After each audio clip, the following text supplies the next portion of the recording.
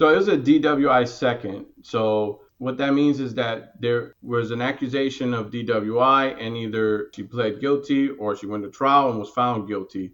But there's a conviction on her record for a DWI, right? Now, there's a bunch of different factors that come into it of how close it previously was, but the point is that there's a second conviction. Texas law used to be like, oh, if it was over 10 years, then it would be treated like a first conviction.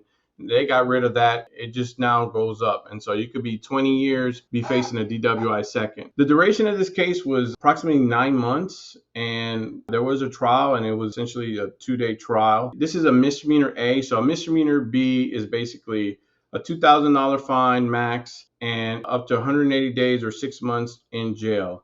The minimum is just 1 day in jail or 3 days. I never could figure it out whenever they say that, but you basically can have whatever the minimum is for a regular misdemeanor B. That's what a regular DWI, if you never had a conviction before and it's below 0.15, but above the legal limit of 0.080, right? Now, misdemeanor A, if it's above 0.15, now you're facing up to $4,000 fine or 1 year in jail, or both, right? You can definitely have both. And so every case is pretty much the same. You can have jail time or you can have probation time. Probation max is 2 years, but the minimum for misdemeanor A is 1 year or 12 months. Now, there's an enhancement on a DWI second where the minimum goes from the regular 3 days to 30 days in jail, right? So in a county jail. So that's something that a lot of people need to keep in mind when they have a DWI second.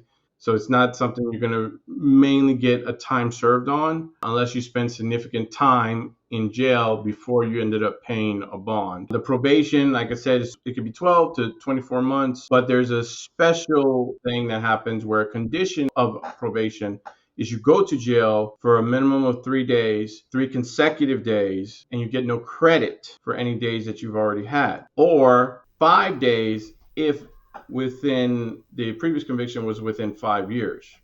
And then there's an automatic suspension of your license